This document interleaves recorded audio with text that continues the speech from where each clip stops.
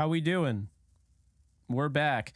Um, so I didn't go live yesterday on YouTube because I did a 24-hour kick stream subathon challenge that I have to say was the most difficult thing I've probably ever done since I started content creating. Did not prepare enough for that. Did not get enough sleep. So I was about 38 hours, no sleep. And then I took the longest sleep I could. My body woke myself up and I'm ready to go. That's how I am. What is sleep, Edwin? What's up, coach? How you doing?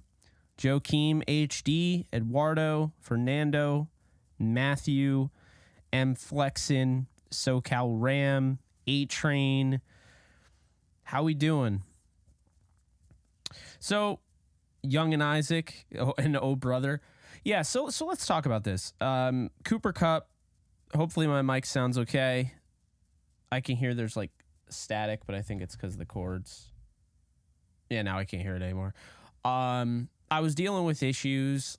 At least you guys were telling me it sounds totally fine on my end because I'm monitoring it in my headphones. But you guys were saying there were issues, so that's why the cords are up here instead of down here because it's not interfering with the fan and all that. So anyway, let's talk about it because there are people that are concerned about Cooper Kupp, and rightfully so. But there are also people out there, a little conspiracy theory going on, that the Rams have made this whole thing up, and it is part of their plot to tank for Caleb Williams. It's not. This is a real injury. Hamstrings are real, and they are a pain in the ass. In case you don't know, hamstring is one of the hardest injuries to come back from because it's not an ACL tear or an Achilles tear, but it's something that is not as serious as those, yet can linger and become just as annoying as those things are. And I think that's the issue that the Rams and Cooper Kupp could end up going through is that, look, at the end of the day, we don't know what's going to end up happening here. We do not know. And so, the hope is that Kupp is ready to go for week 1, but you don't want to push him too far and then have him not be ready at all. And now you're dealing with the fact your best offensive player, your weapon, a guy who had 1,900 plus receiving yards in the regular season 2 years ago, was on pace to have yet another 1,000, maybe 1,500 yard season last year, is no longer available. So you got to play this smart. And some people were saying that they shouldn't have rushed him in practice. I wouldn't say they rushed him, but I get it. This is going to be a little bit of a challenge for the Rams, okay? And it's going to be a challenge for Cooper Kupp. But by no means does that mean they are tanking, okay? Get that out of your mind right now. The Rams are not tanking. No NFL team aside from the Arizona Cardinals, who are clearly showing you they're tanking, are tanking. So here's the issue with Cooper Kupp. He's dealt with some injuries in the past. He tore his ACL. We've gone through all of that. But the hamstring issue can linger the entire season. I want to make that very clear. This hamstring injury was a problem the day it happened because it's not just a hammy. Okay? This is something that could linger quite a while. They're going to have to be cautious with that. If it does linger, the Rams are going to have to get some serious production out of the receiver room, okay? Van Jefferson's going to have to step up, okay? Puka Nacua, Tutu Atwell, Ben Skoranek, Demarcus Robinson. There's a chance Tyler Johnson is going to be elevated from the practice squad for this upcoming week, just to have, an extra wide receiver in there, because if Kupp is out, then he's out. Now, here's the deal. If Kupp is healthy and he bounces back from this, then it's still an issue to think about, because the hammy doesn't really just go away. That's why we're a little concerned, okay? I think the idea of this whole tanking thing, here's my honest opinion about the Rams. Les Snead, Sean McVay. The Rams are not tanking. The Rams are rebuilding. They just can't admit to themselves that they're rebuilding. They can't admit to themselves that they are in the middle of a rebuild. It's why they're trying to basically change your definition of the word rebuild. It's why they don't even want you to call it a rebuild. They want you to call it a remodel. That is done on purpose. They can't admit to themselves this is a rebuild, but it is. Even if it's a small one and they're back in 2024, back to going out and getting big-time players, it's a rebuild. However, you can win in a rebuild. We've seen this before in all over sports. What I think is happening, it's not tanking, it's that they are rebuilding with no cap whatsoever in this season. I'm going to turn on the fan because it's hot as hell. They are turning this rebuild. They're trying to win a Super Bowl in a rebuilding season. Is it likely to win a Super Bowl in a rebuilding season? No. Okay. But they're trying to win it all in a rebuilding season. They're trying to do what they can with what they have. So today, Travis Gibson gets picked up by the Titans. Les Snead comes out and says, yeah, we'd like an outside linebacker, but, unfortunately the way it works is that probably not going to get one. There's probably not one that we can afford. And instantly that prompts the whole, oh, they're tanking. They don't care. It's not about winning, yada, yada, yada. No, what I believe is happening is that they are trying their damnedest to do as well as they can with what they have. Okay? At least in my opinion, their cap situation is terrible for this season. They can't go out and just get everybody. It's probably why they have to start the season with their kicker on the practice squad, promoting him for 3 straight games before they bring him onto the 53. Think about that. I don't think we've ever seen that before. There's still not a kicker on the 53-man roster. Practice squad, sure. Not on the 53-man roster. So, look, I'm just going to be real with you guys here, all right? I do not for a second think they're tanking. I believe that this team is trying to win in a rebuilding season. They can call it a remodel. They can call it a house. They could call it, Woodstock 99. I don't care what they call it. It is a rebuild. They don't need to change the definition for you and I to know. We've seen enough teams, whether it was our own, whether it was a football team, a baseball team, a basketball team, a hockey team, a soccer team, rebuilds have happened for years. It's been a part of sports. So we know that, okay? But at the same time, you can win. And so my biggest thing here is that I just have to make it very clear they are not tanking. To spread that as if that's the knowledge of the team, it's honestly inconsiderate to people who genuinely don't know, who haven't been following this offseason, who only follow during the regular season. And those people exist, and there's nothing wrong with it.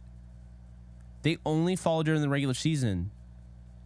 So when they see, people on the feed and whatnot, they see there's a lot of groupthink. And it's, oh, they're tanking. Now these people think that this team's tanking. It's like a poisonous thought process. No.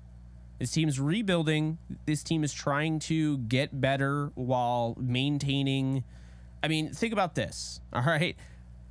They have to go bargain bin hunting because they don't have any money to spend. It's like you have to buy groceries at the grocery store, but you're broke. So you find a way to do it.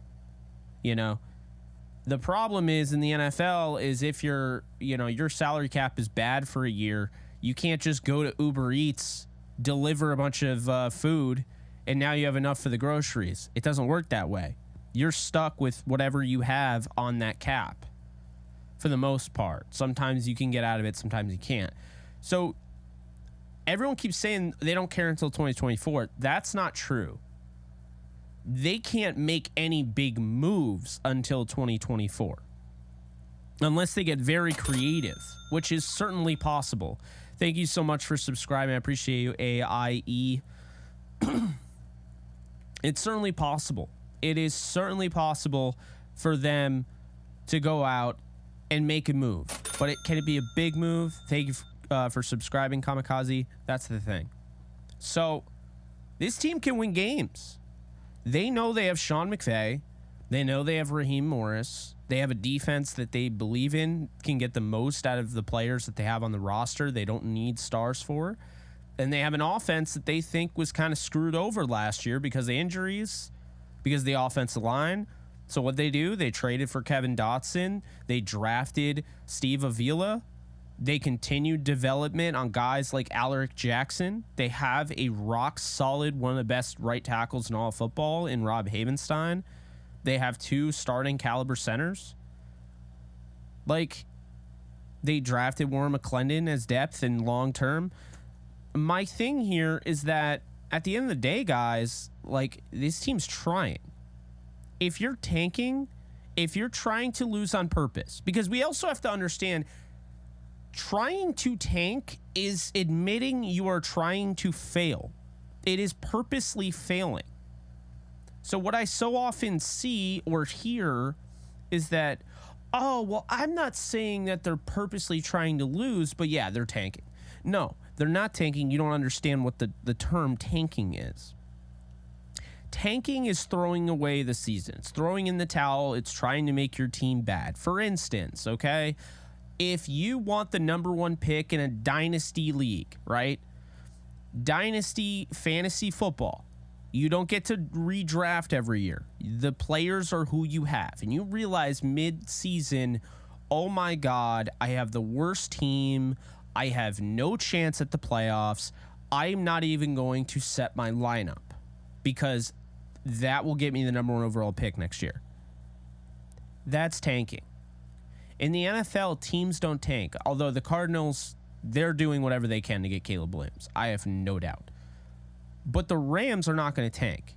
First off, let's say this. If they were going to tank, why would Sean McVay, and really think about this for a second, because everyone says, well, Sean McVay is so great. First off, if Sean McVay is so great, and you believe in Sean McVay, you believe he is one of the best coaches in all football, can lead the Rams to the promised land again and again and again, then why do you think this team can't win games with Sean McVay? Because the best of the best coaches, coaching-wise, have been able to lead their teams regardless of how things went. McVay took a 4-12 team.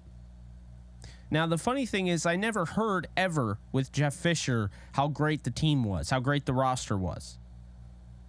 Sean McVay in 2017 took a 4-12 team, added a few guys that he liked, had a draft class, and instantaneously they're 11-5 and back in the playoffs for the first time since 2004.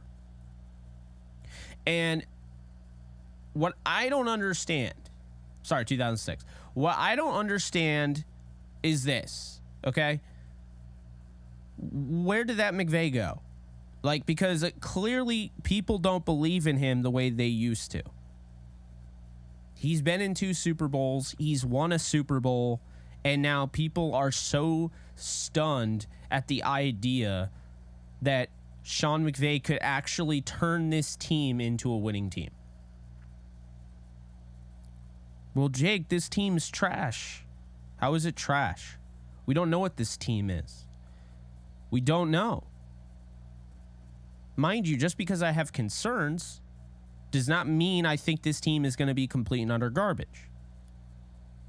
Now, I'm not talking about injuries. Because when I hear this team is trash, Matthew Stafford is going to get hurt. So, all right, since we're doing this, what is the team if Matthew Stafford stays healthy for all 17 games?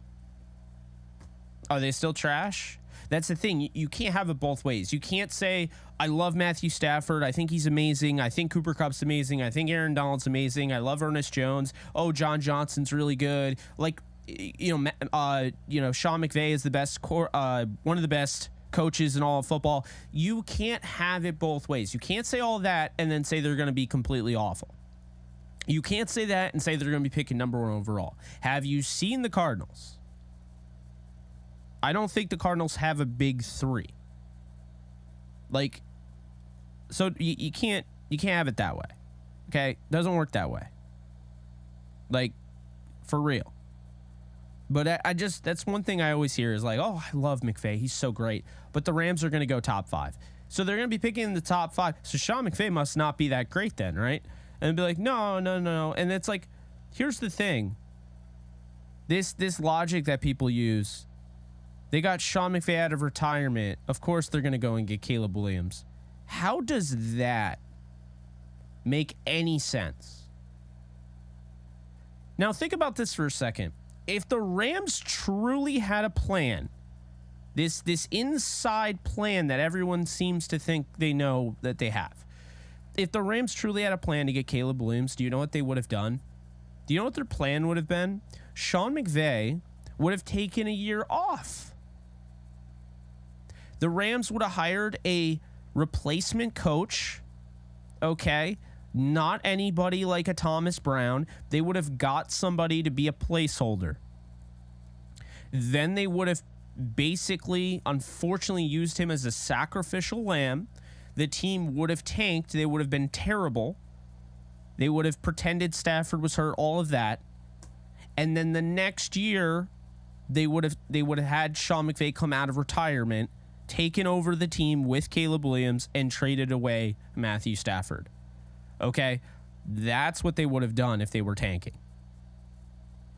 He would not have come back to tank. And to be honest with you, the integrity that some of these guys have, I don't think Sean McVay and Raheem Morris would coach a team that they were told ahead of time, we have to tank. That's another thing. So, that's ridiculous. But anyway, God, the tanking conversation, it honestly, see, nothing is going to ruin this season for me. Nothing. This is not, I think the Rams are going to win the Super Bowl, but this also isn't, I think the Rams are going to pick top 5. Okay, nothing's going to ruin this season for me. No one is going to ruin this season for me. We have a lot of growth. We have a lot of content to make. It's going to be a fun year. I guess I just have an issue with the idea of somebody, and I see it all the time, yelling at other people who want to enjoy the season for what it is.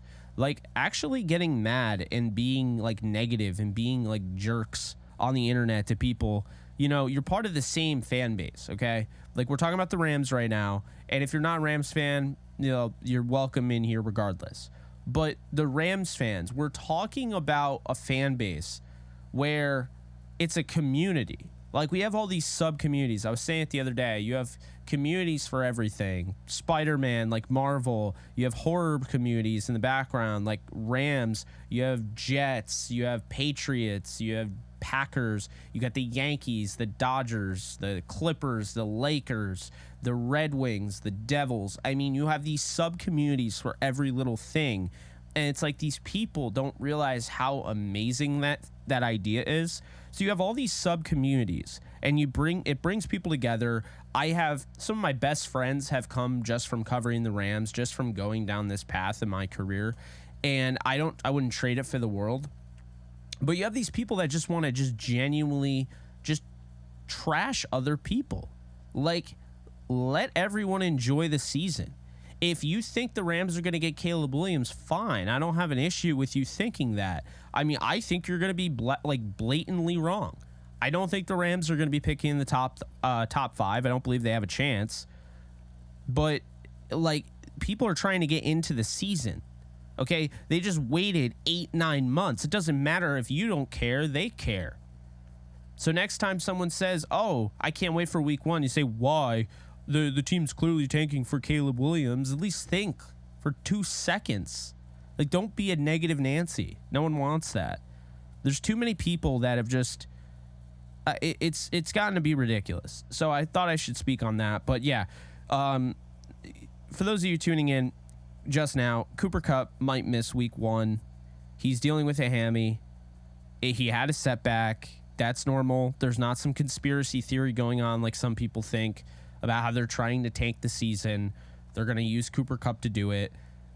like I said, if they were going to tank, Sean McVay would not be the head coach of the LA Rams right now. He would be off doing TV for a year with an agreement to come back, and a placeholder coach, maybe like Lovie Smith, would take over, just like he always seems to get stuck into.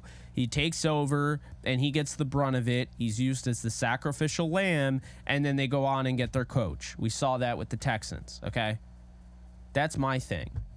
So they're not tanking. It's really annoying. As far as the stuff with Gibson and Malik Reed, guys, I really think that they need to find a way to add one of those edge defenders. But if they don't, I want to pitch this to you because I think this is something that needs to be said. The Rams typically do not value the edge, and we're going to talk two different things in this topic here. First thing, for whatever reason, the Rams do not value the edge position early in the season, at least not as much as you and I would. 2018, they went to the Super Bowl, and that edge unit was Samson Ebukam, Matt Longacre, Justin Lawler, and Trayvon Young. So let me ask you something, chat. Let me ask you something. Would you rather have this year's with Byron Young, Michael Hoyt, Zach Van Valkenburg, Nick Hampton, and O'Shawn Mathis, or would you rather have 2018 with Sam Ebukam, Matt Longacre, Justin Lawler, and Trayvon Young? Like, I don't even know, right? I mean, part of me kind of is like, I don't know what 2023 is going to be. You know, I don't know what 2023 is going to be, but I know what 2018 was. And they ended up trading for Dante Fowler. And it begs the question, would they trade for somebody? In 2017, they had Robert Quinn, Connor Barwin, Sam Ebukam, and Matt Longacre. Okay. In 2019, Dante Fowler, Clay Matthews, Sam Ebukam, Obanai Okoronkwo, Justin Lawler, and Natrez Patrick. I thought 2019 was good. 2020, they go out and get Leonard Floyd, Samson Ebukam, Terrell Lewis, Okoronkwo, and Ja'Kai Polite. In my mind, the best initial edge defender, you know, like whatever you want to call it, unit, was probably, not even going to lie, 2020 or 2022. The Rams have a pattern of going out and getting guys mid-season, and they will probably invoke that this year. They'll figure out a way to do it. I don't know if that involves trading for a guy like Kayvon Chason at the deadline. I don't know if that involves going, you know, all in on a guy like Chase Young. I don't know. They tried to get Brian Burns last year. Like, so that's my one big concern is the edge room. But at the same time, it almost always is a big concern for me because they don't value it. Now, the second part of this I want to pitch to you guys is this. Is it true? Would you say that the Rams have taken Aaron Donald too much for granted? And what I mean by that is they paid him just astronomical amounts of money. So I'm not talking about that. But could you not make the argument that the Rams have just taken Aaron Donald as the dominating force he is for granted in a sense? Because everyone brings up, well, the Rams gave him Von Miller and Leonard Floyd. He had Von Miller for half a season. If the Rams put out a guy like Von Miller and either Dante Fowler Jr. level or Robert Quinn level on the other side with Aaron Donald, what would his absolute max production be? Would he set the all-time record for sacks? I feel like the Aaron Donald effect is something that fans use all the time, something we say it all the time, but in reality, has it been an excuse that we've kind of overlooked for the Rams? Have they really done enough to give their best player the best opportunity to succeed? You know, that's my question. Because I don't know if they have. And I think this year, just like 2018 when they had Ebukam, Longacre, Lawler, and Young, this year I don't feel like they're doing enough to give Donald help. And they're just like, don't worry, Aaron Donald will help. He's the help. We don't need to get him help. Aaron Donald will help. And I don't know. I kind of have mixed feelings about that. It's great to have a guy like that, and you're paying him so much money, but at the same time, you're not going to go out and get Gibson. You're not going to go out and get Malik Reed. I don't know. I'm kind of iffy on that. But we'll see. We'll see. I like, first off, the edge spot is still a concern. Okay. They addressed backup quarterback. They go out and they bring back Rippon on the practice squad. Still a concern of mine. But whatever. And then they actually did address the kicker spot the way I wanted them to, and they went out and got Brett Maher, who was 90% field goal kicker last year, but he's getting hate because he missed 5 extra points in the playoff game, a game that he's never kicked that bad ever. So it was a fluke game, and that's all anybody will remember him for. That's fine by me. I think he's one of the more accurate kickers in football, and I'm glad the Rams have him. Most people that hate on him didn't even know he existed until that playoff game, to be fair. So there's that. So that leads us into the next part of this live stream here, where we're going to talk and touch a little bit on the initial practice squad, the 16 guys the Rams signed. They signed A.J. Arcuri, the offensive lineman. They brought back Logan Bruss, which I like. He didn't play a game in his NFL career, so it was an easier thing, I guess, than... See, a lot of people were fine with it. I thought they for sure were going to lose him. So I'm glad he's back. They can work on his development, and maybe we've seen what the practice squad has done with certain guys like a Darius Williams, right? A Marquis Christian, a Blake Countess, even more recently, you go out and you draft 5th round pick Ernest Brown the 4th. It takes him 2 years to get going. Now a practice squad stint, and this guy has made the roster and he looks good. So don't knock the practice squad. It's there for a reason. So you have A.J. Arcuri, Logan Bruss. You have Marquise Copeland, who was one of the veteran options they added. Royce Freeman, veteran. Tanner Ingle is the only safety that was kept. Tyler Johnson, veteran. They end up keeping him, wide receiver. This was a little bit very much a surprise for me. Nikola Kalanick. He made the practice squad. Mike McAllister, the center, made the practice squad. Cam McCutcheon, the corner, made the practice squad. Grant Miller made the practice squad. They bring back familiar face Troy Reeder. Now, I want to touch on this, but we'll just keep reading, and then I'll and I'll explain it after. Quarterback Brett Rippon, Xavier Smith, outside linebacker Keir Thomas II, and Austin Trammell. And then they added Brett Maher at 11:15 this morning, officially added on the practice squad. So let me just talk about this real quick for you guys, in case you guys don't understand. Troy Reeder getting a lot of hate. The Rams fans are like, you seriously brought back Troy Reeder? Let me explain why they brought back Troy Reeder. Okay, they got 3 linebackers on the roster. They got Ernest Jones, they got Christian Roseboom, and they got Jake Hummel. I'm looking at Troy Reeder while I'm saying that. The reason for bringing back Troy Reeder on the practice squad is very simple. Okay, all 3 of the guys I just mentioned can play special teams. Ernest Jones can drop in coverage. He's going to be your starter. He's going to be one of the big guys, I think, for this team. Christian Roseboom, they feel confident in that base 3-4. They don't run it a lot, but when they have base 3-4 sets, a guy like him is going to be able to step up and make plays. And then you have Jake Hummel, who is really good on special teams, and they believe he's taken the next step where if he has to come in and play that base 3-4, he can do that. Why sign Troy Reeder? There's currently 3 linebackers, okay? Troy Reeder was signed because he is a demon on special teams, okay? They really, really valued his special team ability. He's a guy that started in big-time games.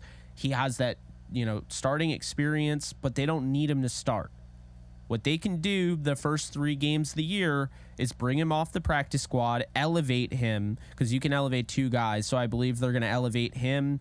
They're probably just going to end up biting the bullet and either signing Tyler Johnson or Brett Maher to the roster. But they're going to elevate 2 guys here. And I believe they're going to elevate Troy Reeder to start the season. That way, he kind of shores up that special teams unit. Okay? So I like the move. Troy Reeder, I said they were going to go outside the organization. Got that vibe when I was told that Jaden Woodby, who was supposed to be signed to the roster, things changed and they decided they weren't going to sign him to the practice squad roster, and they signed Troy Reeder. So I like bringing back the veteran. I like a guy that can play special teams and has some experience playing in the defense, knows the defense. He comes from the Chargers. So it's not like he went away from it at all, but he's back. It's a good pickup there. And then Brett Maher, again, 90% field goal kicker with a 63-yard leg max. So I like that as well. So all in all, I'll just say this. I think the Rams practice squad's pretty good. My only complaint is that they went with Brett Rippon and didn't go and try to sign a guy like Will Grier. They didn't try to sign Zappy.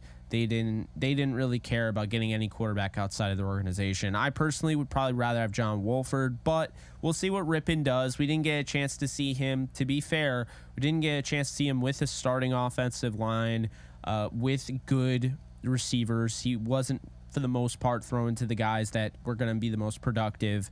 So there you go. So that's kind of how I envision all that. I see that and everything. We got a lot moving forward, guys. A lot moving forward.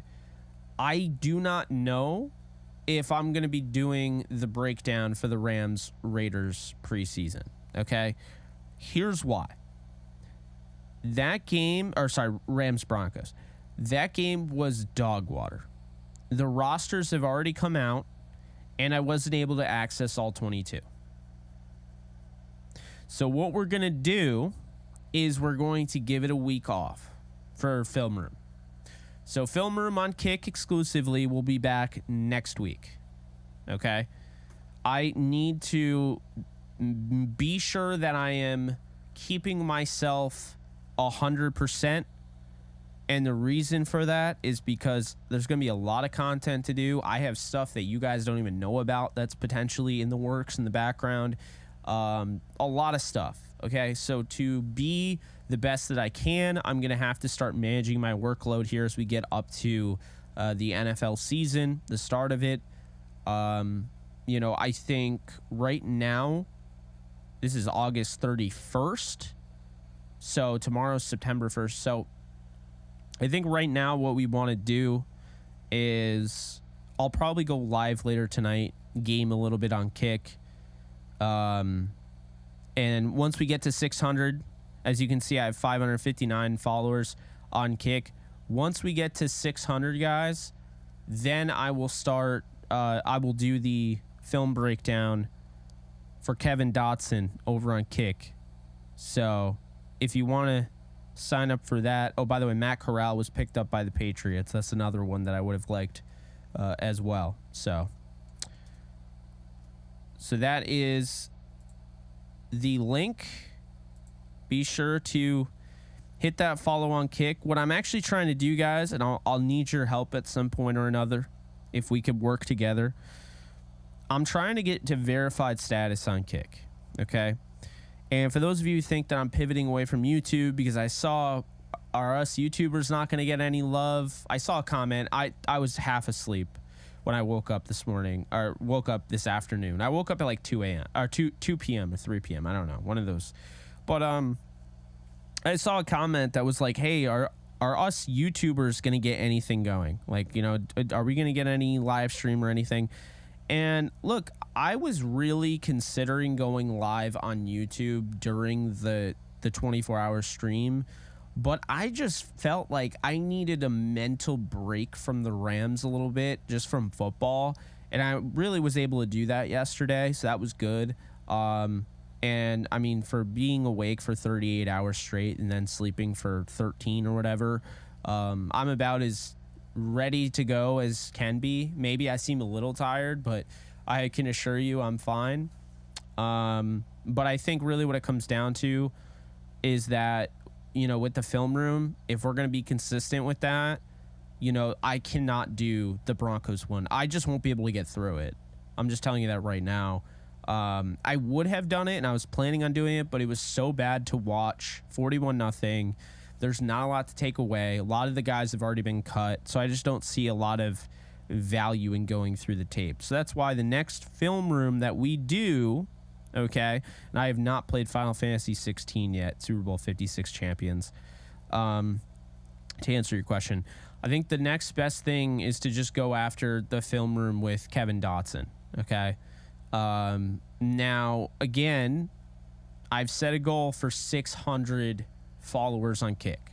So once I get to 600, we'll schedule that film room. But yeah, another thing is, I'm going to need your help. I'm not going away, okay? I'm not going away from YouTube. It's not happening. I'm doing these two things full time, okay? And that's what's going to be. But I'm going to need your help, okay? You guys, and I'm going to need your help because you guys are really good at helping. You guys are really supportive. You guys show up in full force. All right? So my point here, and what I'm going to need your help with, is I'm going to need you guys to start flooding Kick. And what I mean by that is I'm trying to get verified on Kick, and I need an average of 75 viewers over a 30-day period on my live streams.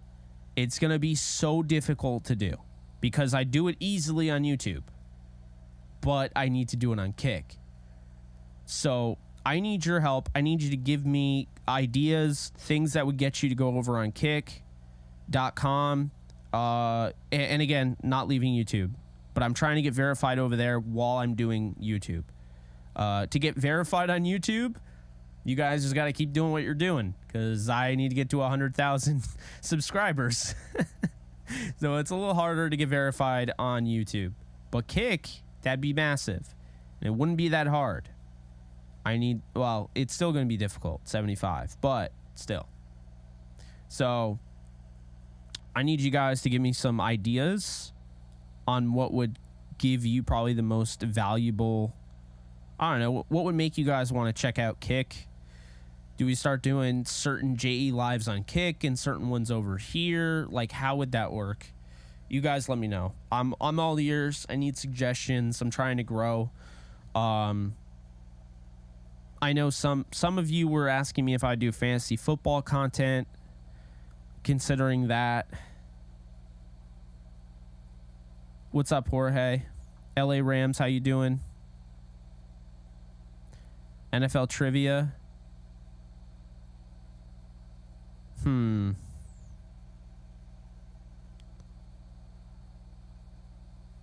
What if I made... Okay. We got... Niners worship Satan. So we have the film room, and I know a lot of you guys like the film breakdowns over on Kick. But what else could we do?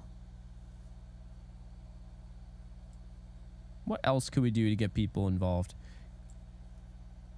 I have an idea. Maybe having the Uber interactive stuff on Kick, and I'd still be interactive in the comments on YouTube. Nothing changes, but maybe, yes, Joakim. There we go. How about that? Is that a deal? Why don't we do a talk show where I take calls and it is on Kick?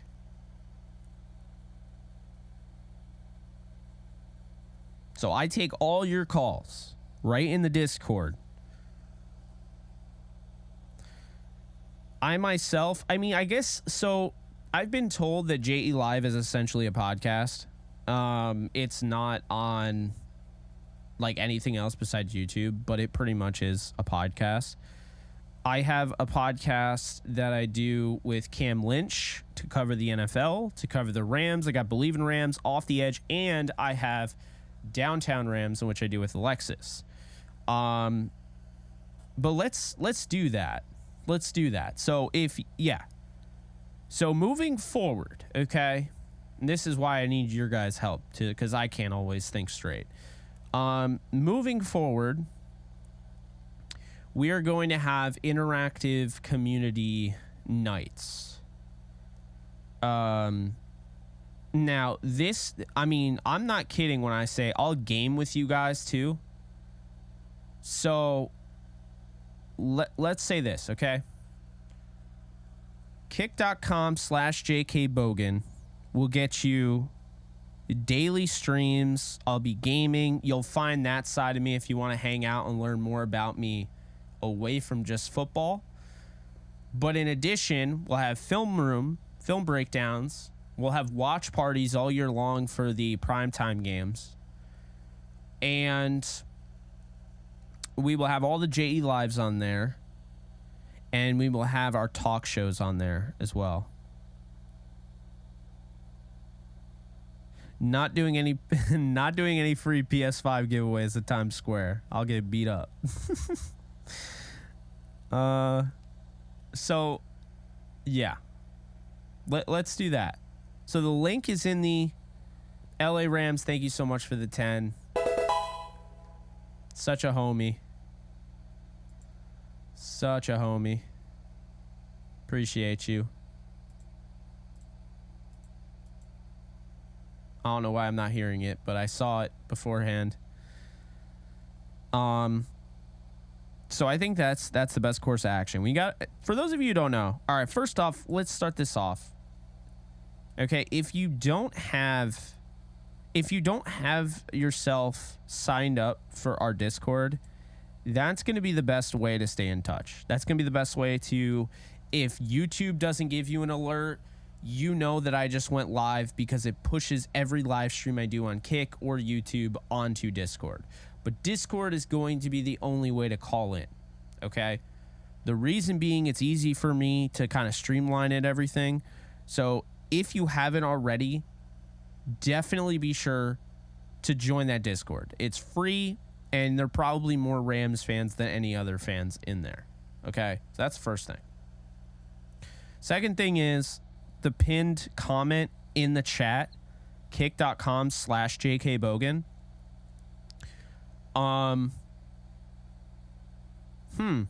You know what?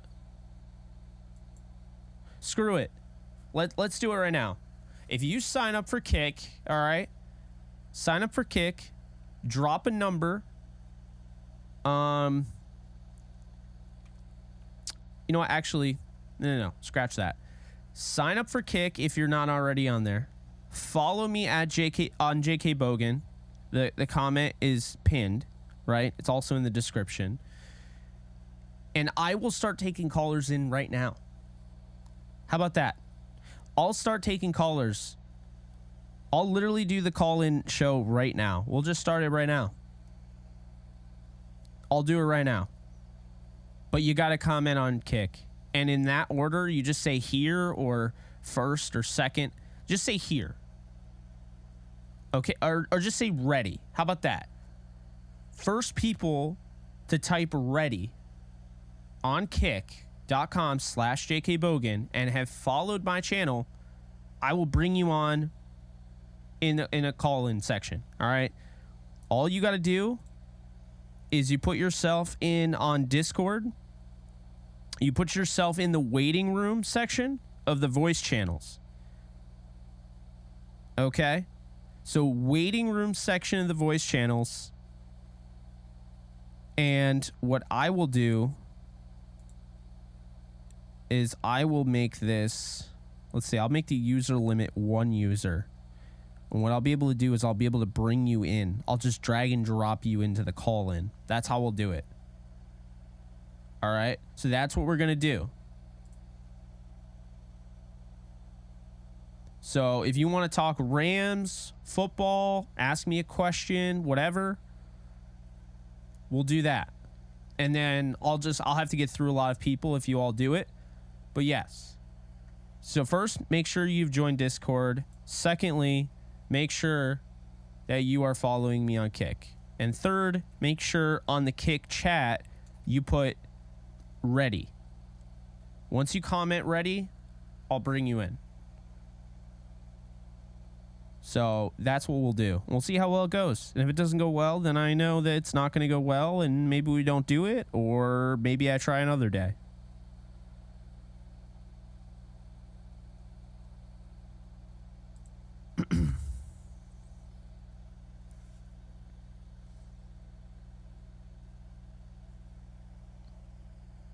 And I'll wait for y'all. I don't have anywhere to be.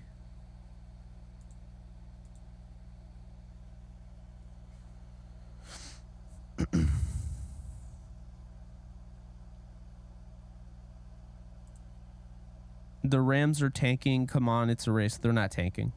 They're not tanking. What's up, Matthew? Hello, Jake. Hello, Ramley. Jake, maybe talk about college football, and we can learn about each other's college team, even poke a little fun at each other, as I am sure this would be a variety with us. Yes, I am a Kansas Jayhawk fan. I like USC, but I am not a diehard USC fan at all. So I cannot wait for tomorrow. Kansas is playing against like Missouri State. I can't wait. Can't wait for it.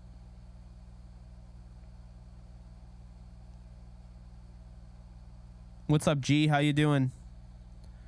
Yeah, I'm not here. I'm not happy about Coop either, James. Super Falk, any Texas Chainsaw Massacre game, Jake? So I have it on the computer. So we'll see what ends up happening. I might play it at some point. 19K. What's up, Exotic?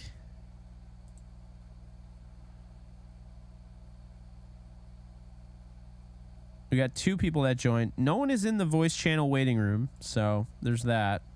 So again, this could totally not go well, but I'm doing it completely off the cuff right now.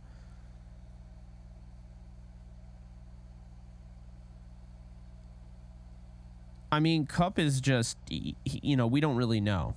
You know what I mean? Oh, also be sure to hit the thumbs up on YouTube. Get those likes up to 100. That would be great. Let YouTube know that you like this, and then it'll recommend it to more people.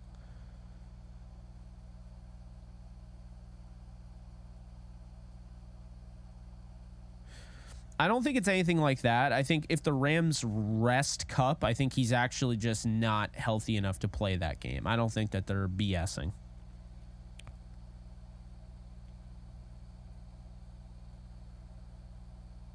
I think the bye week is going to be important.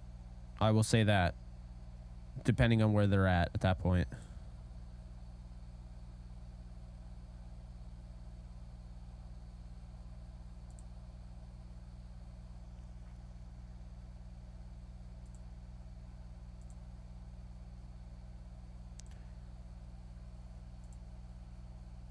Okay.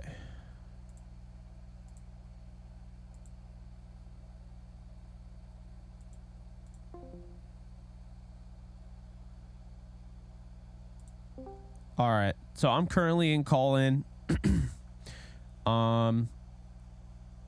Those of you that want to be a part, just definitely be sure to drop yourself in the waiting room and I'll bring you in. But you also have to put in the if you're on kick, you have to put in ready and I'll bring you in to call in. What happened? Kupp he got a setback. That's all we know.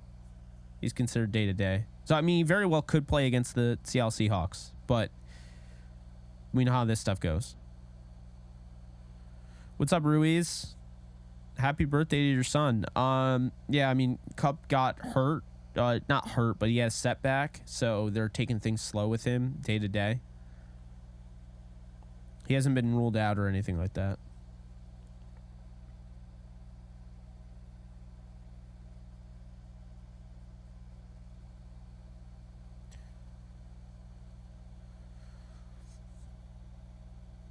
Yeah, I mean, I think the best thing to make sure maybe he's healthier throughout the year is maybe you limit him in practice or don't let him practice at all. And then I think over time, like maybe keep him out until week 3 or week 4. It might be a short-term pain for a long-term gain. I don't know. If he feels like he can go and they feel like he can go and doctors don't rule him out, then play him week 1, but...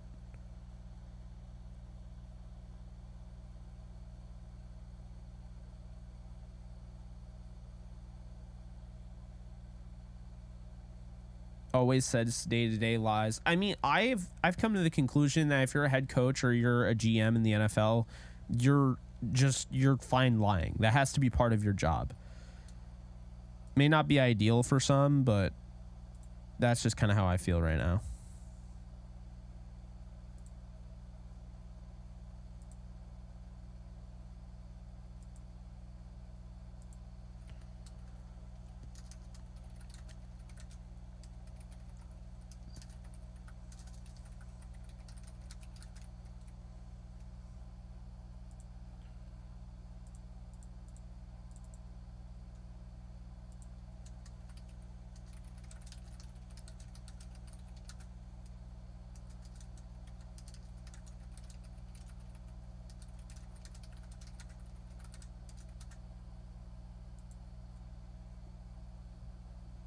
All right, so let's see. Just tweeted that out.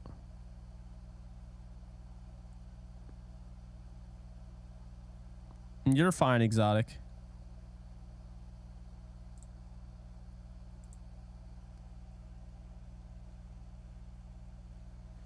What's up, Dan?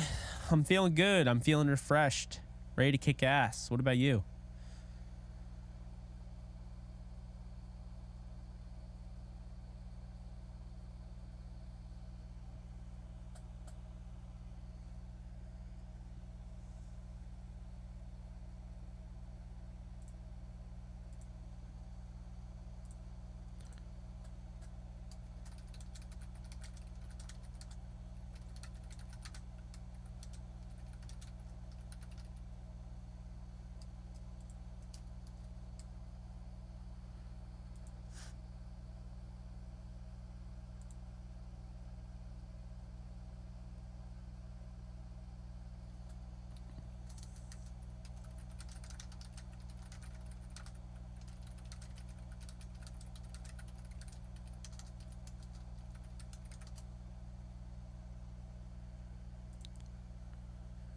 Once again, if you guys want to call into the show, be sure to be on the Discord and put yourself in the waiting room voice channel. I'll bring you in one by one. Although I don't have a lot of people lining up. So, oh, I have somebody now. What's up, End of Dreams? How you doing? You're on J Live. Hey, what's going on, Jake? I'm a huge fan. Hey, I appreciate that. So what are your thoughts on the Rams this year?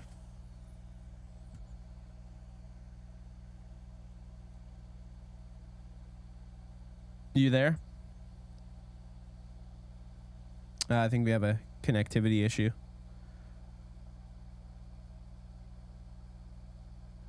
Here, one sec. Can you hear me now?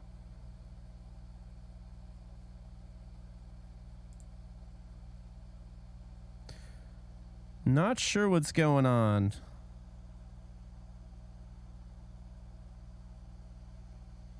All right. End of Dreams, if you can hear me, I would just reset your app and then I'll just put you in waiting room and then just come comment in the Discord and I'll bring you back.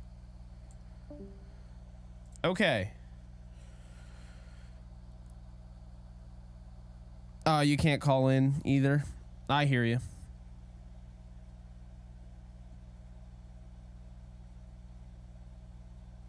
I did see that, Dan. Yeah. You're feeling great. Surprised the 24 hour isn't really affecting you at all. You've never met anybody like me, man. I'm a freight train. What can I say? You can do a 24-hour stream and then get back on and have content. You did say I'm a machine. That was you. That was all you. All right.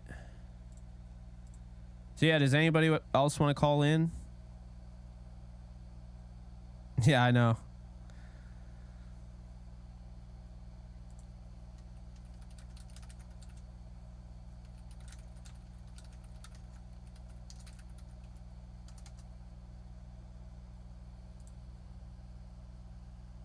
I'm good, Brandon. How you doing? Again, if anybody wants to call in, give their thoughts on the Rams going into the season, let me know. Oh, I see AZZA. How you doing, AZZA? What up? Jake? Yes. How's it going? Good, man. How are you? I'm good. How you doing? I'm all right. Just at work. Yeah? What are your thoughts on the Rams this season? Like you always said, I think it's a building season. Mhm. Not expecting much from the season. Just a lot of probably key improvements in different lines. Yeah. What do you think about the decisions that they've made so far, going out, getting Witherspoon, signing, or rather trading for Dotson? What are some of those moves, getting guys outside of the organization, bring them in? What are your thoughts on those? I think they are all that they can do with what the cap space is like. They're trying to get bargain buys for like cheap money. But like I said, they're rolling the dice with Kilo Weatherspoon. I love that pickup. He's a gamer, and I'm not too sure on Dotson. So Yeah, no, I hear you there. I'm a big fan of Dotson. I have been since he was in college, playing on that same line with Robert Hunt. But I think those moves definitely speak volume of like, hey, this is where we're at, right? We don't have a lot of cap space. We're still trying to compete, but this is a rebuilding year. I just don't know why they can't come out and admit that it's a rebuilding year, instead have to like beat around the bush and call it some sort of remodel and kind of almost rename what a rebuild is. You know what I'm saying? yeah, I know what you're saying, but I've played the gridiron locally, and I get the mindset. They want a winner's mindset, so that's what they're trying to instill. No matter how back up to the wall you get, you still keep fighting. And I think if they renamed it a rebuilding year, it would be psychologically saying, "Oh, it's easy to give up." Whereas I know with Sean McVay, he'll be saying, "I want no give up. I want no one to back down. I want just fight to the end." That's the mindset he's trying to create. That's why they haven't said rebuilding, I think. Yeah, no, that definitely makes sense. That makes sense. Hey, can you guys hear him? Can you guys hear AZZA? I think I have you turned all the way up, so I don't know if they can hear you or not, but I can hear you fine. Oh, okay. Yeah. Might be my headset. They can hear you. Okay, cool.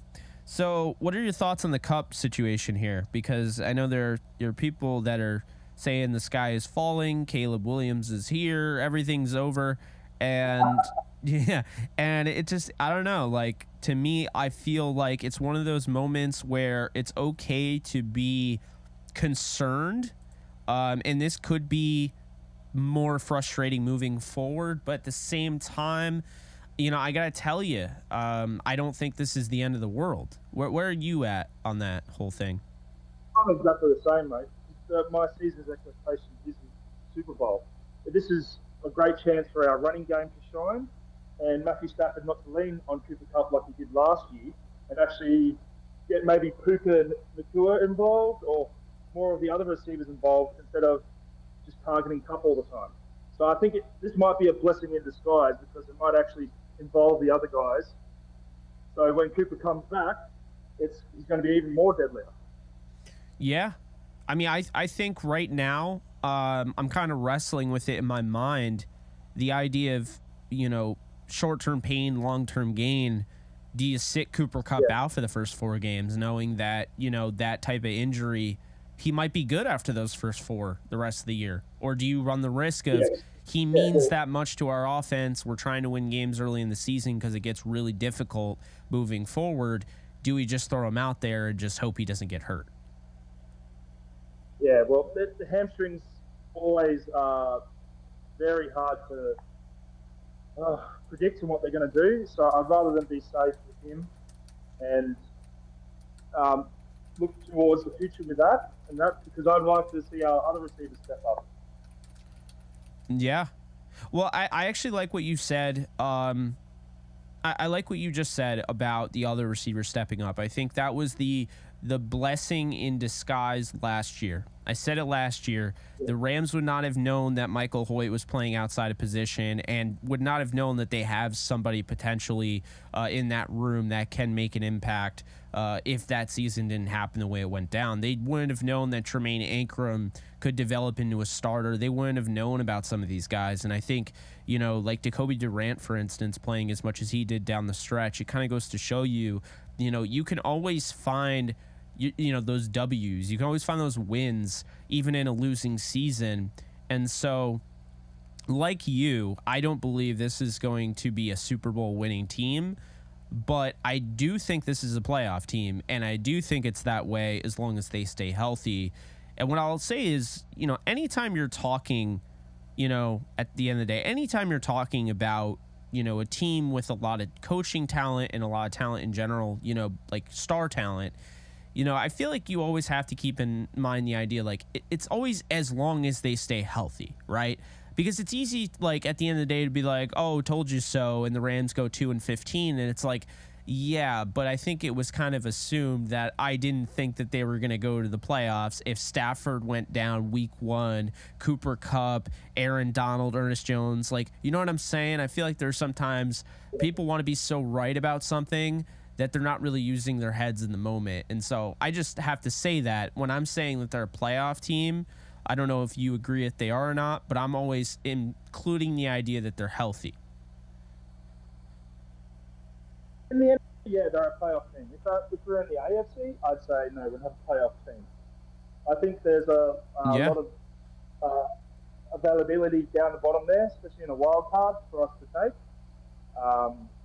Last year, I think we were a playoff team. It's just the fact that our O-line changed, I think, 11, 12 times during the season. We just couldn't get any consistency. And that's why we failed. Because our defense was, I know people keep ripping with Raheem, but our defense kept us in a lot of games last year and held the score down. It's just our offense couldn't do anything because of the O-line problems.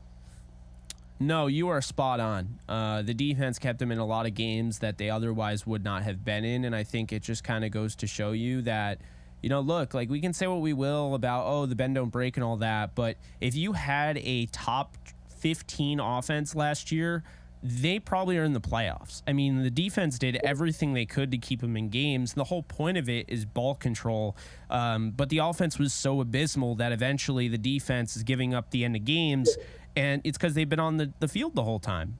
That's why it didn't work out. Yep. Tampa Bay is the biggest game that showed that. Yeah. Oh, Tampa Bay is exactly what I talk about. Like, when I'm thinking about something like that, I'm like 100%. Yeah, I'm trying to slowly but surely, I'm trying to make this little graphic so people know what I am doing right now. Those of them that are joining in. Let's see here. We got awesome. So, all right. So, in your opinion, though, like, do you have a win-loss record prediction for them? No, not really. I'm going to take each game. Like, it's hard to predict because there's so many rookies. And what I can't really predict on what they're going to do exactly. So, I'm hoping 8 games at least, maybe 10. Yeah. Oh, yeah. I actually have them winning 10. Yeah, I saw that, yeah. I went back with, like, 10 and, like, 11 wins, and I think 10-7 is a good record because it goes to show you that if you have a good coach and you have decent players, you can still make something out of nothing. I think if this was a Jeff Fisher team, this is probably 5-12, 6-11. But I think with Sean McVay, they can go 10-7. Yeah, no, I think so too. I think the coaching is way better, and that's probably what's going to get us past if we stay healthy. Yeah, absolutely. Guys, just so you know, if you guys want to hop on just like AZZA just did, then you can come onto our Discord and just put yourself in the waiting room. I'm looking at it right now, and I'll bring you guys in. And we'll be doing this momentarily, like, moving forward. I want to get more interactive. I know I'm an interactive person. I like reading the comments, but Would love to bring people in. How was your experience with this so far? Do you think I'm doing a good job? Do you think, like, I don't know if you can, I assume you muted the live stream, so it's not anything like that, but like, can you hear me coming in okay? Like, everything good? Oh, clear. Very clear. Very clear. Okay, awesome. Yeah, because I think this is probably the thing to do moving forward. So I'm sure you probably know, you might have been in there once or twice. And if you were in there more, I apologize for not remembering. But I used to do the call-in shows on call-in. Yeah, I was in that, but for some reason I couldn't, because I'm in Australia, I could never connect. And you would say hello, and I just wouldn't connect with me. I don't know why. Maybe because I'm in Australia. Oh man, yeah. See, I enjoyed doing that, but unfortunately, it just got to be a little too much for me, and they stopped because they actually were paying me to do it. So I was like, oh well, yeah. And then they're like, yeah, we're not gonna like pay you anymore, but you can still do it. And I'm like, yeah, I'm not gonna do it. So, Yeah. so yeah. I mean that was cool. Oh, what was that? My services aren't free. Yeah. No, exactly. I mean, maybe early on in my career, but now it's like I gotta at least get some sort of cheddar out of it, Yeah. So being a fan in Australia, what is that like? Tiring. You have to get up really early in the morning to watch any tackles, especially on a Monday morning when you need to go to work 3 hours later.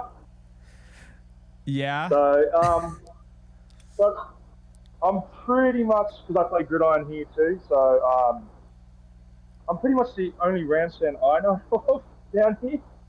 There's a lot of Patriots and Packers fans. So, but yeah, it's pretty lonely down here with being the Rams fan. Have you seen, because didn't the Rams get the initiative that they can go over to and now promote in Australia? Wasn't that one of the places? Yeah, Rams and Eagles have got Australia as the promotional sort of thing down here. And how? Which is good. I've seen a little bit.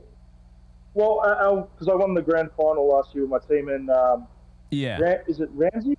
The mascot was there handing out stuff. Oh, so that was yeah. quite fun to Rampage. meet him. Rampage, there you go. Yeah. So yeah, that's. Other than that, they've like started forming fan. I got an email from them saying a fan. What was it? A fan committee they wanted to form. So, but I'm too busy with work and all that stuff to jump on board that. But it's interesting that you can see they're starting to do little stuff. Yeah, no, that's awesome. I think with that whole thing, maybe down the road you'll start to see more Rams fans. Obviously, you can't make a fan in one night, but have you seen just from that outreach, that effort? Have you seen anything come of that? Maybe there's Rams fans now in your convenience stores and whatnot. Like maybe there's Rams jerseys, Rams memorabilia. Have you seen anything that would kind of lead you to believe it's starting to spread the fan base wider? I have online, especially with I've seen more local Australians chirping up online. I've seen more gear. It usually only with the supporter gear you get like Patriots, Tampa Bay, Green Bay, but now I'm starting to see more Rams gear down here now, so that's good. But yeah, it's I reckon it's going to be slowly, but it is starting to turn. Yeah. No, that's cool though. That's cool. I mean, I'm glad that they're doing that. I know there are other countries, and I'm sure there'll probably be a little bit of a rotation, but definitely hoping that the fan base starts to really, I guess stretch across the world. But what made you a Rams fan? Now I'm really curious. It was actually Madden. Madden. How about that? And I think it was 2006 Madden, and it was actually Steven Jackson that I loved on that game, and Leonard Little, that were just killers on that game, and I just loved playing with them, so I decided to follow them. That's really cool. I like that. That's funny. A video game got you into a football team. I mean, Yeah. I was expecting the helmets. Well, they're cool as well. But actually, I remember watching on a very low channel and bad reception the Super Bowl between the Patriots and Giants, the one with the catch in it. Oh, yeah. Where he caught on his helmet, and that's what actually, like, holy crap! Wow, that was amazing. And then I got into the game, and that's why I picked the Rams. But that one Super Bowl got me actually into the game. That's I was just awesome. like, how do they throw that ball and that guy's going to be there and it hits him? And people are jumping all over him. It was just amazing to watch. That is awesome. That's really cool. And it's always fascinating, you know, because like people will essentially like a team for all different reasons. My best friend, who I turned into a Rams fan just because he used to go and watch the games with me at sports bars every year, and just would keep kind of telling himself, "Oh, I'm not a Rams fan. I just, you know, I go with my friend," and then he eventually admitted it to himself. But before that, he picked the Patriots because he was a little kid. He didn't know football. And he was like the most memorable moment, you know, when he was finally old enough to realize what was going on, was when the Patriots beat the Rams. And basically he picked the team that won the Super Bowl, you know. But there are other people that are like for me, when I was 4 years old, I had no hockey direction. My dad was a Kings fan growing up, but he didn't care about hockey anymore. You know, I have a Vegas Knights banner in the background. I have a bunch of Devils memorabilia. Those are my two teams now. But when I didn't know like better, when I was 4, okay, I picked the Red Wings because they were the color red, and my favorite color at the time was red. That was literally why I picked the Red Wings. So, you know, it's just funny because people have different like experiences and different stories, and it's always why, like, you know, say what you will, you know, I think everyone has a story worth telling about why they became a fan. Like with my Rams story, I won't bore you because I've literally said it so many times, but you know, without my dad, if he wasn't you know, next door neighbors with Jim Youngblood growing up, who knows if I'd be a Rams fan, you know? Oh, yeah, exactly. Everyone has their tail into the tape. Yeah, no, absolutely. Matthew, thank you so much for the 10. Appreciate you. He said, tell our Aussie friend SJ is the original beast mode. Well, I believe he is. I believe he's the only one. I think Marshawn Lynch is just, you know, he, like, don't get me wrong, great running back. But if he didn't play for a winning Seattle Seahawks team, no one would have cared. Oh, exactly. I mean, if Rams were winning, though, he'd still be in the conversation to be a Hall of Famer. Yeah, absolutely. Well, he is a Hall of Famer for what he ran behind in that O-line. And then one time they got him help, they never kept it. That fullback, oh man, that's going to kill me. I forgot his name. But damn it, I can't remember his name. But yeah, the one time they got him help, they let the fullback go. Yeah. No, I mean, yeah, I think with Jackson, like my whole life, I was like, you know, old childhood essentially, was like the end of Marshall Faulk's career, starting at Jackson. Billy Badgema is probably who you're thinking of. That's the Anthony Miller. Okay, yeah. But yeah, like my whole childhood, like I grew up and I'm watching Steven Jackson, and there'd be nothing like him. You know, you could say what you will, like Priest Holmes, like LaDainian Tomlinson, hell, Marshall Faulk. Loved watching those guys, and I believe Marshall Faulk, unpopular opinion here, but I believe he's the greatest running back of all time because he literally checked the box in every single category. But Steven Jackson was just so different. Like there's just not very often you see a guy, and same thing with Eric Dickerson, but in that day and age, Eric Dickersons of the world were kind of no longer around.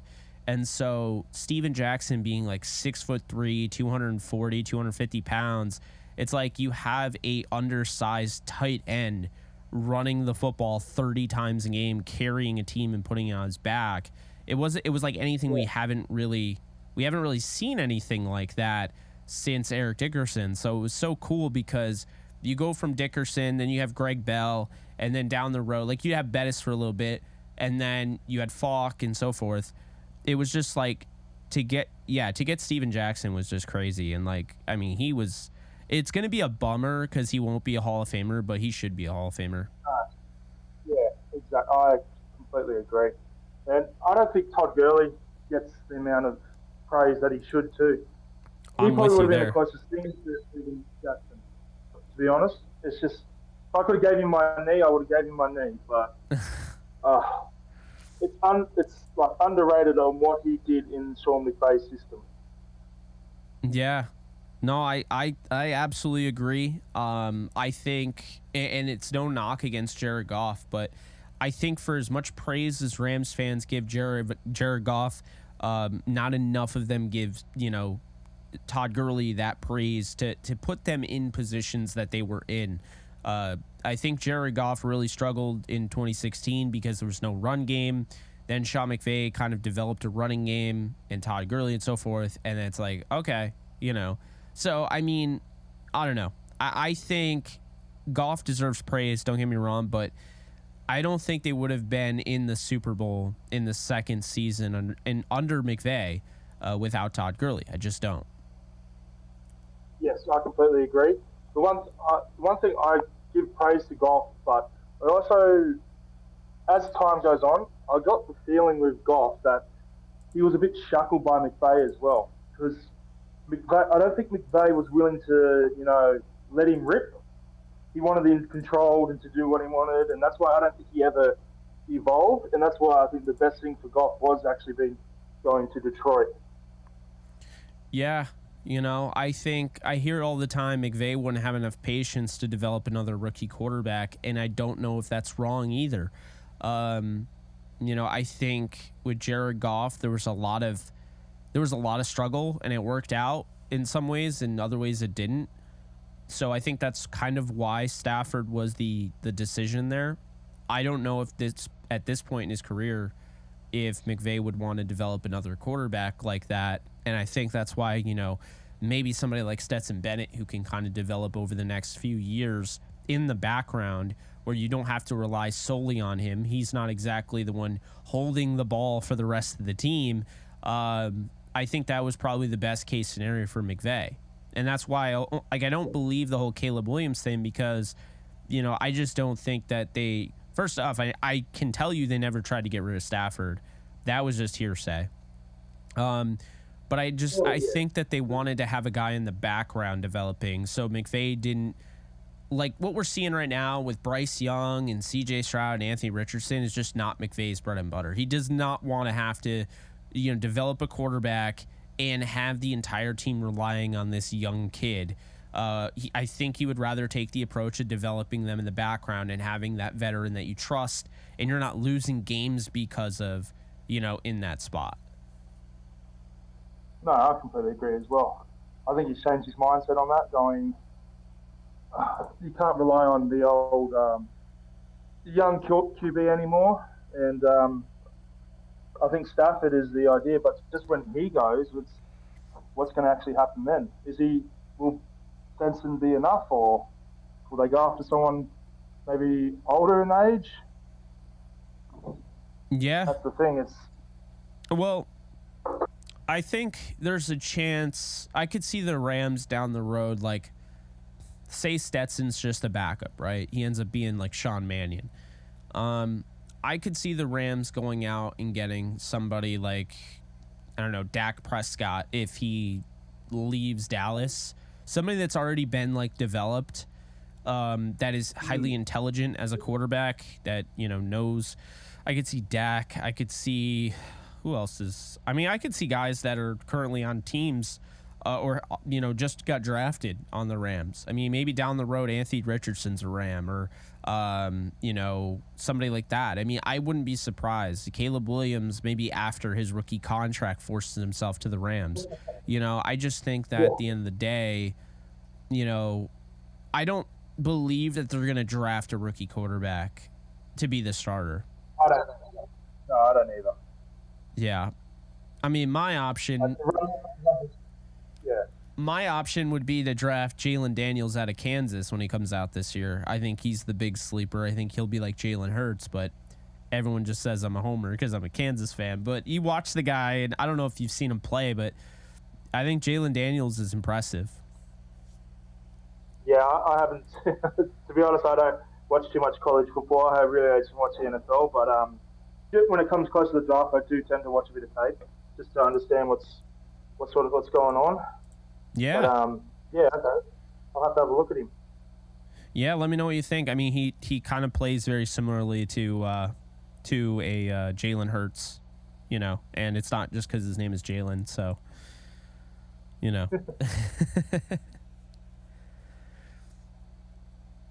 Yeah, Jeremiah says, Jake, you want your college quarterback and I want mine. I hope that helps you understand why we want Caleb so bad. Jalen with an O. Yes, you're right. That would be great, but when you got the dumpster fire that is the Arizona Cardinals, that's not going to happen. No, I know. That was weird. It I don't know what just happened. Let's see. You're still there, but my graphic got screwed up. There we go. Okay. I'm an idiot. Never mind. I scrolled down and I screwed up the graphic myself. It's all on me. Can't touch the damn thing. So, yeah. I mean, that's pretty much all I had. Did you want to say do you have any final thoughts or anything? I'm going to be doing this consistently. I think it'd be fun to get people's takes after games and just have people call in, you know? Well, yeah, that's a good idea. I think it's staying in touch with your fan base, and it makes people more interested to come on and say what they want to say. Yeah, absolutely. But I just had a question, because I know I've been listening to you said your two main concerns are backup quarterback and outside linebacker. Currently, yeah. Yeah. But what I keep seeing too is everyone's saying interior defensive line.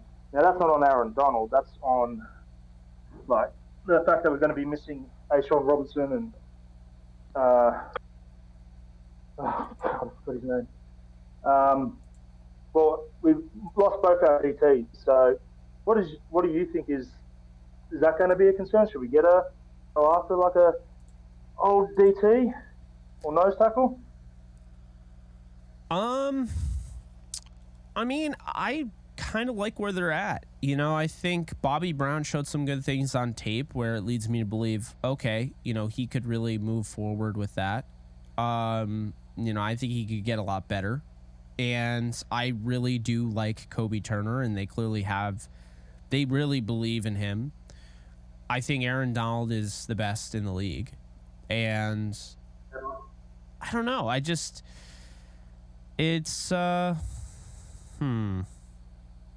I mean, if they added anybody, it would probably be like a Brockers or somebody, just to give him some stability, as a veteran. But I don't think they really need to add anybody. That's what I was personally happening, getting the band back together. Robert Quinn, Brockers. I thought, because they're all on the end of their careers, I thought it would have been great for one last, roll of dice, and they could have retired Rams. But unfortunately, I don't think that's going to happen. No, and I think the Rams were interested in Quinn, and then that whole thing happened, which kind of took them completely out of that opportunity. So, a darn shame, but, I don't know if Quinn plays in the NFL again. I think he's probably going to retire after that. Yeah, unfortunately, they don't like any of that sort of headlines, and I think it's unfortunate that that's the way he's going to go out. Yeah. No, absolutely. Did he ever win a ring? I know he was with the Eagles last year, but I don't think he ever... No, I don't think he did. I don't think Robert Quinn ever won a ring, which is sad. I mean, Jackson never won a ring. He got screwed over. We know Gurley didn't win a ring. Chris Long won a ring. Two rings, didn't he? One with Philly, one with... oh, you're right. Yeah. Yeah, he did. Yep, he won. Yeah. He won one with Philly and one with the Patriots. he deserved it. All the years he had to work with. Yeah. No, that's certainly true. That is certainly true. Hey guys, hey chat. Oh, I see someone that is waiting. So AZZA, thank you so much. I'm gonna let you go, and I'm gonna bring this other person in here, and Matt Stafford, Goat9, and I'll see you soon. Have a good one, mate. You too. Take care.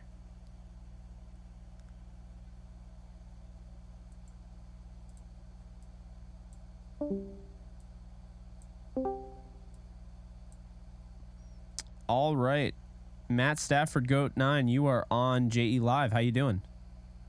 Sorry, can you hear me, Jake? Yeah. What's up? Can you hear me? Oh. Hey, how are you? Man, this Cooper Kupp news got me bummed. I just want to know, do you think he's going to be back for week 1? It's tough to say right now. You know, I would hope so, but at the same time, it might make more sense to just like wait this thing out. And the reason I say that is because you don't want to rush him back and then run into a situation where you rushed him back and he got hurt, something that's going to prolong his return even more because you rushed him back. And so I think the question should be rather, will they start him week 1 and roll with this thing, or are they going to hold him out a few weeks? And I think that's only up for the doctors and obviously, you know, the coaching staff and whatnot to figure out. But it's not an easy decision. It's definitely not an easy decision to make, you know, if you're the Rams, because it's like clearly he is your best offensive weapon. And if you don't play him and you lose a close one, you'll be thinking, oh, man, we start off the season 0-1. But you know damn well if Kupp was in there, that would have been different. And so, you know, I think that's the big thing moving forward, is that you kind of want to avoid any of that thinking. And the best way to do that, of course, is to play him. But it's just not as simple as that. So it's definitely tough. Yeah, that's a good point. Like an example I could think of is in the NBA, Luka Doncic, at the end of the year, he was kind of banged up and they brought him back too early. Then he missed more time and they never really recovered. So yeah, but the problem is, oh man, it's gonna be a rough time out there without Kupp, man. Like, we're obviously a really top-heavy team, but I really want it to be like, okay, like Seattle. I figure like with Kupp, the Rams always kind of beat Seattle, right? Like, you've been a fan a long time. Yeah, we kind of just have their number, but without Kupp, it's gonna be tough. Then you play San Fran. I don't know. No, I really hope he comes back. Yeah, no, I hear you there. I mean, it's definitely not going to be easy to win without him. And so, you know, I think that's one of those things where it's kind of like the short-term pain for a long-term gain. You weigh it and you're like, does it make sense? And if it does, then, you know, then it does, and you figure it out that way. But what are your thoughts on the season? Do you think that this team can make the playoffs like I do, or are you thinking way lower than that? Oh, absolutely, I do. My friend Jesse, bro, this guy was talking like out of the blue. I'm sitting here playing a poker game with my buddies, and I get a message in my Instagram group chat. He says, "Adam, the Rams are going to be a bottom 3 team in the NFC." I'm like, my God, hell no, bro. Like, they're way better than, like, I'm taking them over. Like, here's who I'm taking them over in the NFC. Tell me if like you got any disagreements. They're better than the Falcons. They're better than the Panthers. I think they're better than the Bears, better than the Packers. They're probably on the same level as the Vikings. They're Lions. I don't know. Lions hit or miss. Who knows with them? I'd say they're better than the Cards. Seahawks, no. Seahawks probably on the same level. Then what's the last division? The West, South, East. I'd say they're better than the Giants and the Commanders. That's 9 teams right there that they could, like, maybe they're not better than them, but they're on par with them. And there's only 16 teams. Yeah, they're going to make the playoffs is what I'm saying. I think as long as they're healthy, as long as Stafford, Kupp, and Donald are healthy, I just gave you a list of teams that could easily be better than. So I absolutely think I'm pretty high on them this year. I think just because, like, McVay, too, like, they'll be straight. They'll be good. Yeah, so when AZZA came on earlier, he had mentioned if they were in the AFC, I wouldn't believe in them as much to make the playoffs. Yeah, exactly. That's where I am, because I think people really don't understand how historically bad this NFC is. Yeah, very good point. And what? How many 7 teams make the playoffs nowadays? What are your thoughts on that? Do you think it's too many? I'll say this. This has only screwed the Rams because they haven't had to worry about making the playoffs at the last 7th team or whatever, but it did screw them out the year before they had the 7 teams. They would have been the 7th team in 2019. So I'm still somewhat bitter about that. I'm not going to lie, but I think looking at this NFC team, this NFC conference right now, the way it is, you don't have Rodgers, you don't have Breeze, you don't have Brady, Stafford, Jalen Hurts, and then arguably Jared Goff or Dak Prescott are the third best, quarterback in the conference. It's a lot of youth. It's a lot of Daniel Jones. It's a lot of, Bryce Young. Derek Carr is one of the veterans of that group, but does Derek Carr move the needle enough for the Saints? I don't know. That's just something we'll have to wait and see. They'll win their division, but that's just because. Oh yeah, Rams are better than the Bucks too. They'll win their division just because that division is super, super weak. I think the Saints. Yeah, the way I see it is this. Okay, I think if you're going in order, let's just say, or no order, right? You have to pick 7 teams to make the playoffs. I'll say the first thing that comes to mind to me is the Lions. I think the Lions are going to go to the Super Bowl. So I'm very high on the Lions. No way, yes, man. Come on. I'm very high on the Lions. The Super Bowl? Yeah. Bro, they haven't won a playoff game in 30 years. I mean, okay, Bengals, whatever, but like. But how does that affect them now, though?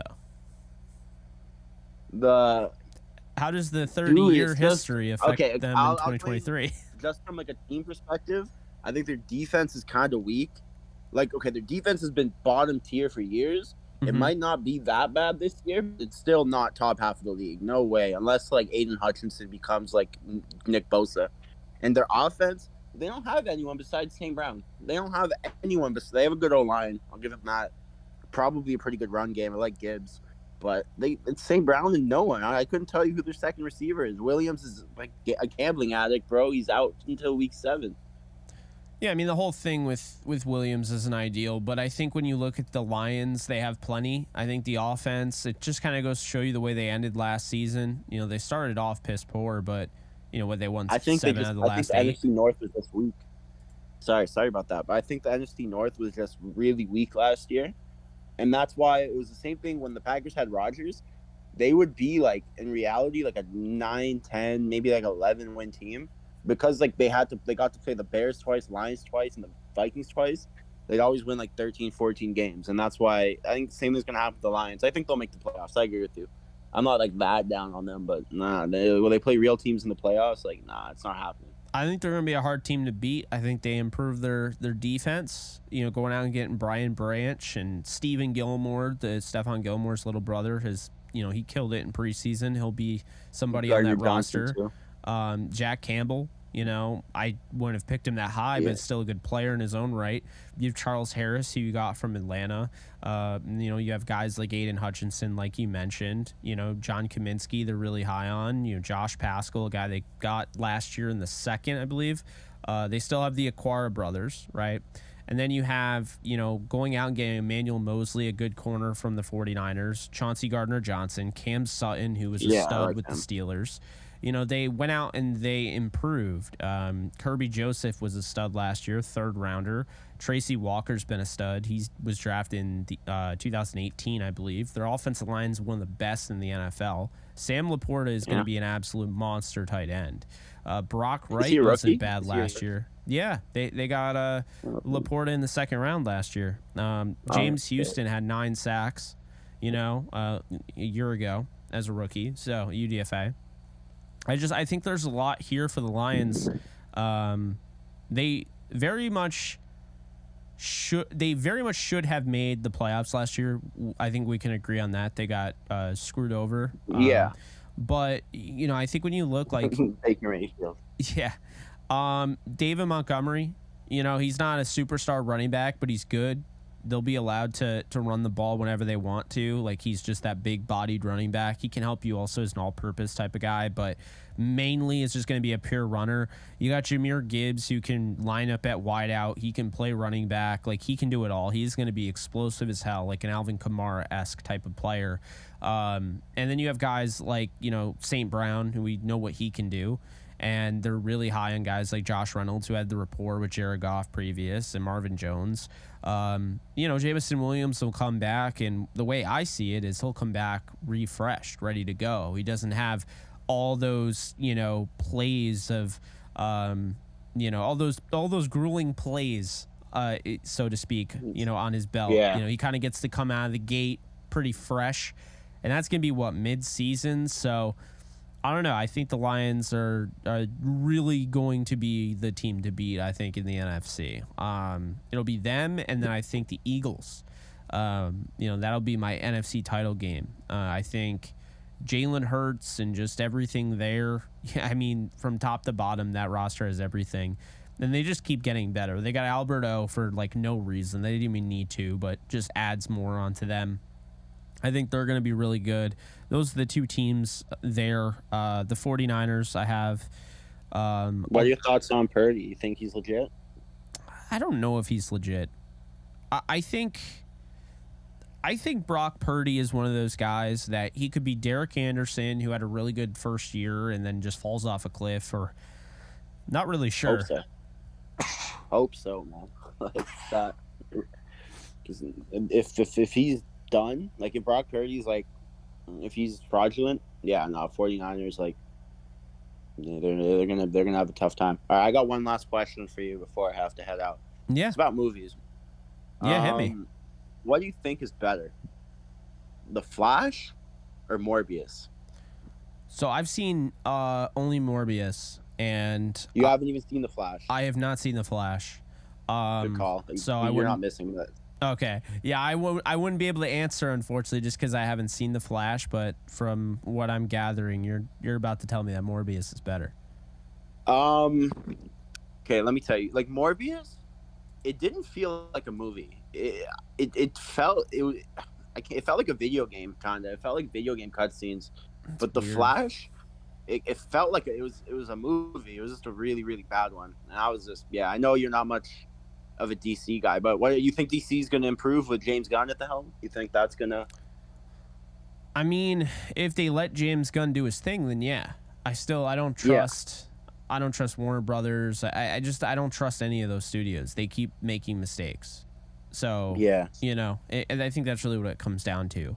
The weirdest people on the internet are the DC cinematic universe fanboys, the ones that swear to God that it's better than The Godfather and stuff, like Batman vs Superman. Those guys are strange. Yeah, no, it's very bizarre, because you'll find people out there that will essentially tell you that it's better than you realize. You're stupid. Yeah. Oh, you just don't get it. I shouldn't have to get it. It's a superhero movie. This should be something that everyone gets. You know what I mean? It shouldn't be something that you're just missing the. No, I don't think I am. I don't know. It's the same, not the same exact people, but it's kind of like the whole She-Hulk community. That's beyond toxic. I can't believe that's getting a second season. Ugh. No, the superhero movies, they peaked around the early mid to 2010s is when they were really hitting hard. But who knows? I'm hoping they can make a comeback. Anyway, Jake, thanks for having me. Absolutely, man. Any of the listeners on here, follow me on Twitter, Matt Stafford Goat9. Thank you. I'll see you around. Bye-bye. Absolutely. Anytime. Take care, my guy. All right. Does anyone else want to get in on the call-in Discord? If not, I might take a little bit of a break and go back online on Kick.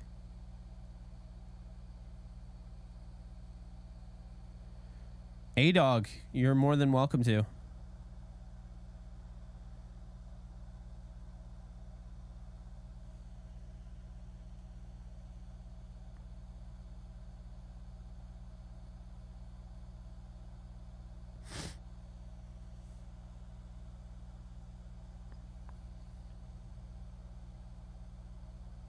Anyone? No takers? All right. Well, until next time, we'll be doing that. So, yeah.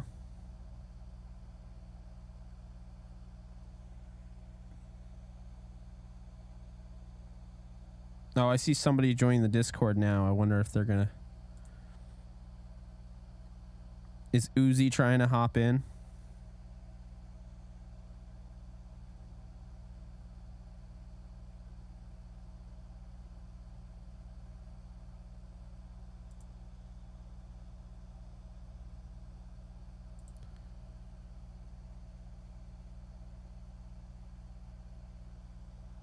Can you test your mic? How do I answer that, Jeremiah?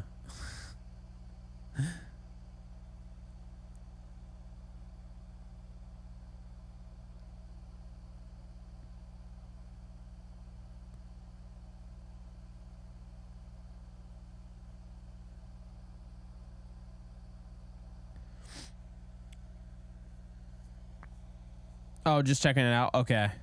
Well, I appreciate you, joining the Discord. Yeah, Jeremiah, if you want to give it a shot, hop in. We'll talk a little bit. I'm totally fine getting off though. I'm gonna get off full stop in 2 hours. So at 2 hours. So we have about 15 minutes left.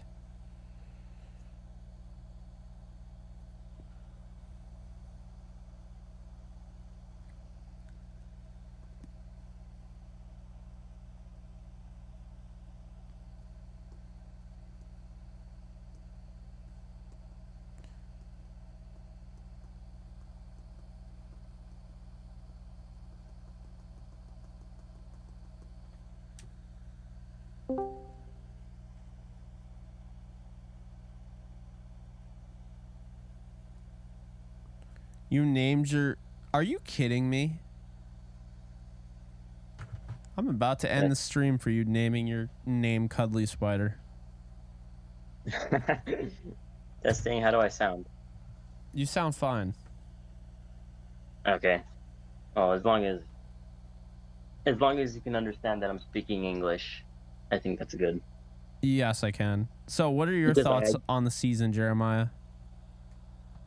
I think the offense is going to be one of the best in the league. They have so much, talent. They got talent, and people don't realize it. Van Jefferson is a stud. Him and Stafford really connected in 2021, even though he was the third option.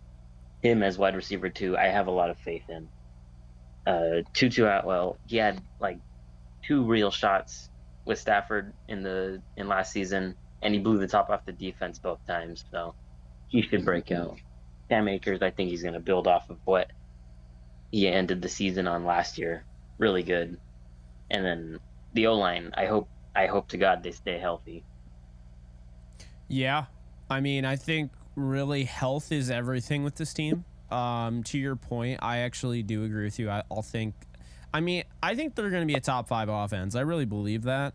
That always is about if they stay healthy. That always is that. I mean, that's what it matters. You know what I mean? Because if they don't stay healthy, then it could all change. What are your thoughts on the whole Cooper Kupp thing? I am so sad, man. I just want to see him play because I got home from school today. I see the group chat talking about him. I had a panic attack. I thought he tore his ACL or something. And that's the way some people talk about this stuff. I genuinely thought he suffered a season-ending injury. I hope he comes back strong. Obviously, I think he'll play week 1. Yeah, no, I feel that. I mean, at the end of the day, look. Okay, I think Cooper Kupp is going to be okay. He's not going to miss the entire season. But I just think what it comes down to is Kupp is going to have he had a setback. That's normal. That's to be expected. The hamstring is a pain in the ass. It's just like, you got to be careful, because if you use him and he re-injures himself, you're going to be to blame for that. So, I mean, I think really the question, and I mentioned it earlier, the question is, do you play him those first 4 games, or do you sit him for those first 4 games?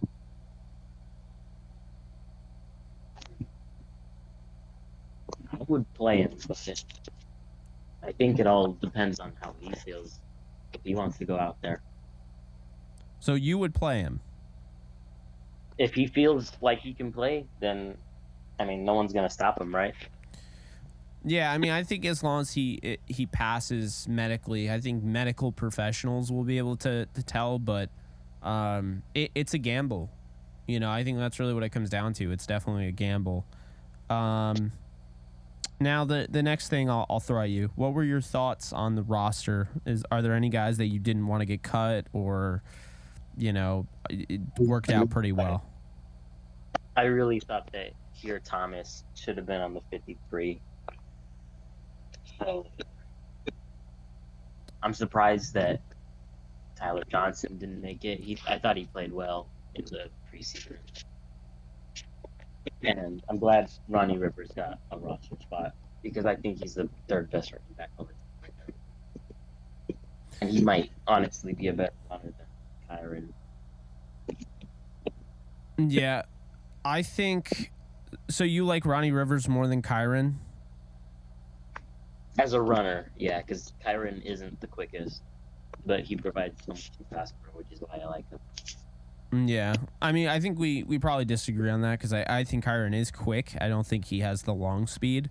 But I think they have probably as much depth in the running back room as they've ever had before, so I feel good about that. As far as Tyler Johnson, I didn't think they would keep 7 wide receivers. I just didn't see it. Not this year anyway. So he'll probably be elevated, though, with the Cooper Kupp news, because if he doesn't play, if Kupp is out for week 1, you can pretty much expect Tyler Johnson to end up being there. So, I know they kept six wide receivers, but I don't really label Skoranek as a receiver anymore. Nah, he's kind of always do it all like weapon.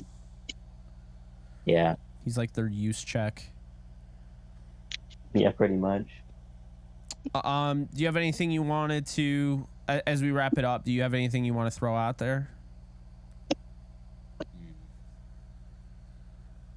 I'll just say I wouldn't, even if this team makes the playoffs, I would not be mad at all if they traded the farm to get Caleb Williams. Okay. Yeah, I mean, yeah. You know, I don't really think he's an option, but I know you've been, I mean, you're not the only one. You've been going crazy for him, but, you know, at the end of the day, nothing will shock me with this team. I cannot say that enough. So I guess I wouldn't rule out a trade, but at the same time, my biggest thing there is if they were to trade up, that means a team would have to pass on a guy that we're all saying is generational and trade him. Like, the Rams would have to be in that top 5. That'd be the only way. And I just don't see it happening, because there's not going to be a team that's going to be in first place that trades out entirely out of the top 5. You know what I mean? Right. So yeah, I would take Drake too, honestly. You would take Drake May? I would take either of them, but you know who I prefer. Yeah. Yeah, I haven't really watched a lot of Drake May, to be fair, but the truth as I know it, what's up? How are the Rams looking going into the season? What's the reasonable record prediction? I think they go 10-7, but I mean, I could see 7-10. I can't see worse than last year. I just can't. I can think anything between 7-10 and 10-7. I'd say anything between 7-10 and 11-6. I think 11-6 is their absolute ceiling, where if everything goes right, that's what we're talking about. But yeah, that would be ideal. Yeah. Just not like, I think like 7 wins would be a disaster, because It's another bad year, and you're probably not getting you're probably getting like a middle first round draft pick. And Yeah. Yeah, I think it's either like 5 wins or 10 wins. I don't want in between, because that's just like not ideal for the future. Yeah.